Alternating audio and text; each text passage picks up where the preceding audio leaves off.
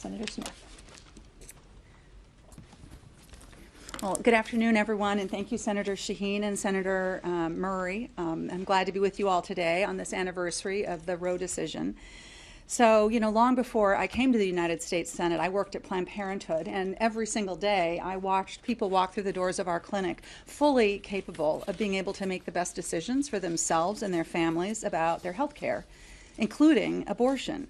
And the last thing they needed was for some politician to get in there, try to make those decisions for them. And I mean, that was the power of Roe. It recognized that the Constitution of the United States protects the freedom and the dignity of and autonomy of people to make personal and private decisions about their bodies and their lives and their families free from government interference. But that all changed with the Trump court in 2022. And the Dobbs decision said, nope, this decision is no longer yours, but state legislatures and local politicians, they are going to be the deciders now. They control your decisions. And the Constitution does not protect your rights. And so we can see there is a direct through line between that Dobbs decision and where we are today. So here we are, 2 days into the new Trump administration with Republicans in charge. And are they offering bills to lower the cost for Americans? Are they offering a bill to lower the cost of health care or lower the cost of housing? No, they are not.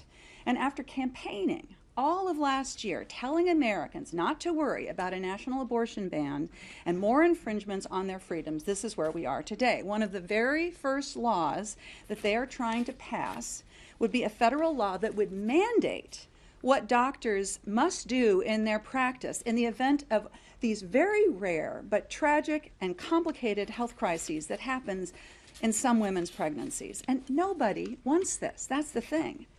So let's be clear. This law that we're going to be voting on in just a few minutes, this proposed law, plays on misinformation and misunderstanding, but like all anti-abortion bills, it is designed to take away the rights of patients and doctors to make the very best decision that they have in the very unique situations that confronts every single patient. So my message to women in Minnesota and across this nation is that we are not going to do this.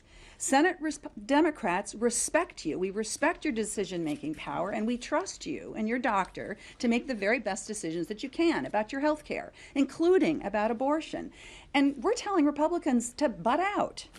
We understand that you are trying to figure out how to afford your life, and we are on your side.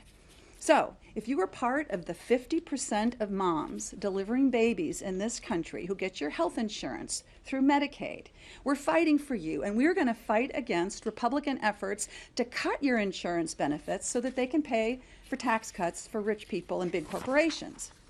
And if you are one of the millions of working moms who put food on the table for your family with the help of SNAP and WIC, we're on your side, and we're going to fight Republicans who are trying to cut SNAP, which, by the way, is only about $6 a day.